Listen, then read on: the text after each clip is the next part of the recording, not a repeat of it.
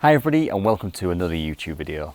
So we are in Mansfield and we are doing a solar PV system with 2 inverters, 2 SolarEdge batteries, 14 perlite 430 watt all black panels on a standard concrete tile roof.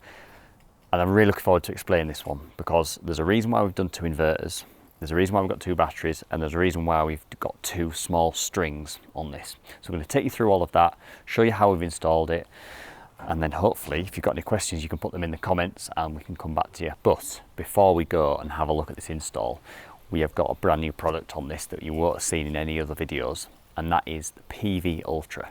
This is a brand new DC multi-core cable that removes the need for conduit, trunking and things like that where you might have to protect your single core DC cables. So I'm going to show you that, how we strip it and how we've installed it, because hopefully you might want to use that on one of your installs.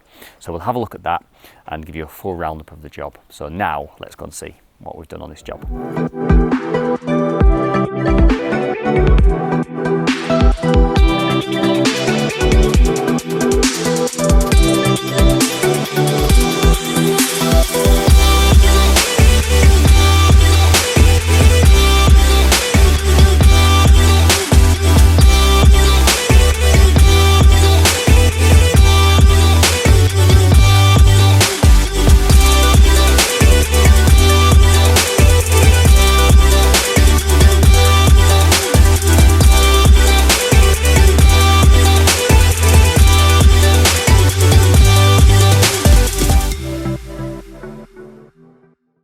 So we're up on the roof now. It is absolutely beautiful today. So we're in t-shirts, which is nice as we approach the back end of the year. But you can see the guys have got all the rail on, all the optimizers ready. And because we've got 2 inverters on this job, we've got 2 strings. So if this was 1 inverter, depending on the design, it might have ended up just being 1 string. But because we've got 2 inverters, we're going to do 1 set of 7 on 1 string and the other set of 7 on the other string. So each inverter will have 7 panels attached. Now it's quite an interesting one. When we first designed this, we could only fit 6 panels, and then when we got up here we could just sneak in a 7th panel. And that's really important on this job because with SolarEdge there are obviously some design parameters we have to meet, and one of those with these specific optimizers is we have to have a minimum of 6 panels per string. And the reason that we wanted to increase the amount of panels past that 6 minimum threshold is because if we had 1 panel that went down on one of those strings of 6 panels, then that inverter would shut down because it wouldn't have enough panels feeding it to energize. So we wanted to give the customer a bit more of a buffer. Obviously you can generate more power as well with 2 more panels, but give them a little bit more of a buffer to be able to generate if an optimizer or a panel goes faulty. You know, these things are going to sit up here for 30 years or longer, depending on how it goes. And so we want to design it at this stage as best we can to elongate that process, even if there is an optimizer that fails or a panel that fails, which is very rare, but you know, can happen. It's electronics at the end of the day. So that's why we've got 4-core version of PV Ultra. So we've ran PV Ultra all the way down from the inverter, all the way through the loft, and then we've stripped it up here on the roof. And now we're going to get this pulled into position. These cores are all identified, so we've got 4 cables up here, 2 for 1 string, 2 for the other.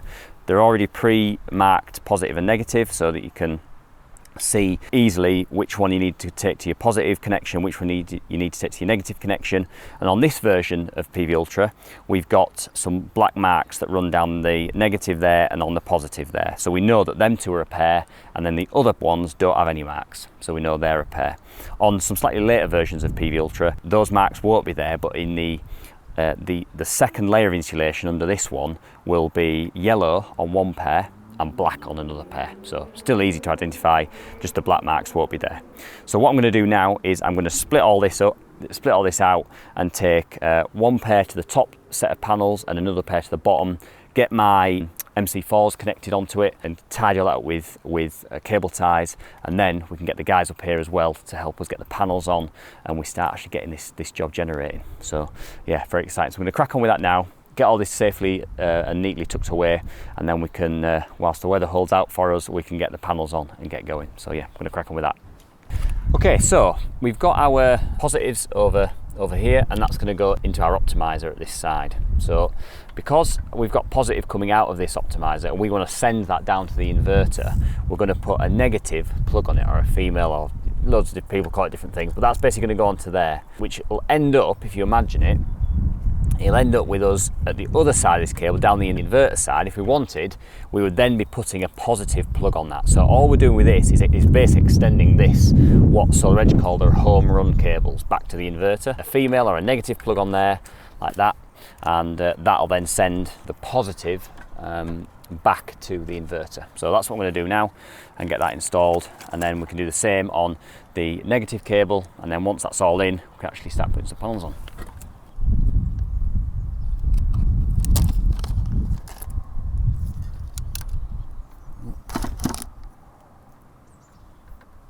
So we've got a little pin on there now.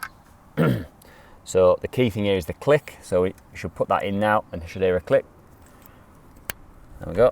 Hopefully that mic picked it up. And I'll get my spanners on and just give that one last little nip. With these here, it's have to be really careful not to over tighten these and it cross thread, because otherwise then you let water in. So yeah, I'll get my little spanner in a minute and do that. That'll plug in on there. Just put a little cable tie there just to hold it nice and neatly. We'll do the other side. Right, so we've got all of our cable tied into position, our MC4's in place, everything checked, everything's secure. So we've just got a tile that was cracked, which Bill is bringing up as we speak, to just replace that, and then we're ready to start getting some panels on, which is good. And yeah, this will start to take shape over this next hour. So yeah, exciting. So it's nice to get that PV Ultra in and secured and ready to supply power down to the garage. So we're down in the garage. We've just put in on the last couple of panels. So I've come down now to get this PV Ultra stripped. So we've got it brought down through the loft and through everywhere, and it will just cleat it like a normal armoured cable. Comes into this trunking. We're going to strip this back, and then two of the cores, so for the top string will go to one of these, and then the bottom string will go to the other inverter. So what I'll do is I'll just explain why we've done two inverters here. So we've done two inverters because the customer wants a maximum of 10 kilowatt peak discharge or peak generation. What we could have done with this is we could have just done probably one string of 14 panels down to a 10 kilowatt or an 8 kilowatt inverter, and that would have then allowed them to generate their maximum. We've got about 6 kilowatt panels on there, but we fitted two inverters because when these batteries are discharging, they can discharge up to 5 kilowatts. However, if we've got multiple batteries, so say we have like we've got two here, it still only means that if they're connected to one inverter, they will discharge at 5 kilowatts, which for most places is absolutely fine. 5 kilowatts is a really good amount of discharge. So if we had 2 or 3, we're still only getting 5 kilowatts out of that battery at any one time. But because we've got a battery per inverter, it means that we can discharge this battery at 5 kilowatts and then back into the system, and then this battery at 5 kilowatts back into the system. We can give the house 10 kilowatts of power at any one time. So we've not increased the battery capacity, so the battery capacity is still just under 20 kilowatt hours, but we've increased the amount of, or the speed and the amount of power that we can take out of these batteries at any one time. So that's why we've done two inverters. It obviously increases the cost. We've got 2 lots of wiring, 2 lots of isolators, 2 lots of inverters, but it also increases the amount we can take out of the system at any one time. It also means we can increase the amount of batteries in the future. So if the customer wants more batteries, we can actually have 3 of these batteries per inverter. So if we'd only had one inverter, we'd only ever be able to add them 1 more battery because we'd have these 2. But we can actually add them another 4, which would be great if they wanted that, but I don't think they'll need that amount of power. So we're going to strip this PV Ultra now and get this wired into the isolators and yeah, get this powered up on the DC side. So to power all this, where's the AC connection? This is what we've installed to basically power our system, and there's some future things that are coming to this install. So we've got an EV charger that's coming in, which is going to be the Solar Edge charger when that's available. So we've left the capacity here for that, and possibly a MAT-E device if it's not got the pen protection, but that's another conversation for another time when that comes out. So we've got this Hager, I think it's 8-way board, and we've got our 2 inverters, so inverter 1 and inverter 2, and then we've got our supply here for the Modbus. So this Modbus here is kind of the brain and the restrictor on the system. So I mentioned previously that because we're fitting 2 inverters, we have to have an export limitation on this. So the DNO said, yes, you can have 10 kilowatts of generation on your inverters, but we want you to restrict the amount you can send back to us to, I think it's around 7 kilowatts, 7.3 I think. So the Modbus can also look at what is being sent back to the grid and go, right, we've got a setting here of 7.3 kilowatts that is our export limit. We can't go past that. That's the rule that we've been told. So the system can look at that and go, oh, we're getting close to that 7.3 export limit now, so we can actually turn down the generation amount. And it can use the optimizer on the roof to do that, as well as the inverter can lose some of that energy through heat and other very clever ways.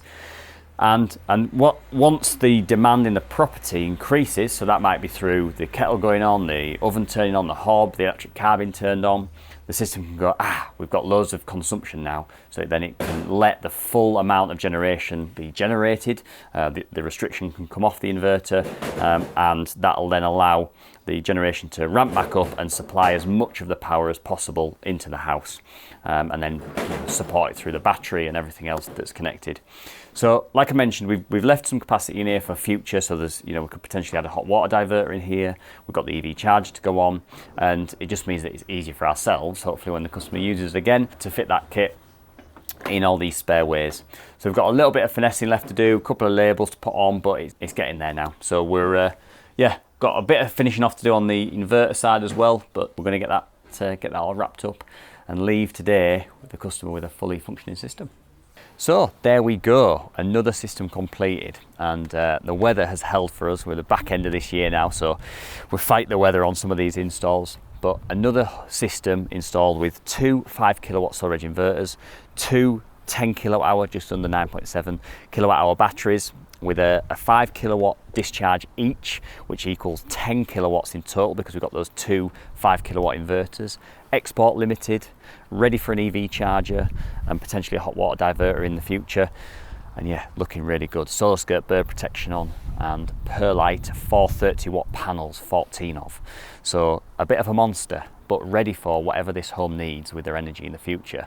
We've maximised the roof space on this, and I'm really looking forward to seeing how this system works over the next few years, because a system of this size and of this spec it's got your back. If you have more energy needs in your house and you've got a decent sized battery system with decent sized discharge rates, which I think is a really key thing that sometimes gets missed, then that system can adapt to whatever you buy. So if there's a hot tub out here later on in this customer's life in this house, then the battery and inverter will be able to handle that. So thanks very much for watching. If you've got any questions, please put them in the comments, get in touch with us, like, subscribe and all that jazz with our channel. We'd love to help the channel grow and get the word out and try and set a decent standard of installs so that customers are protected from the rogue traders that might be entering this market during this gold rush period. But we intend to be in it for a long time. So thanks very much for watching, and we'll see you on the next video.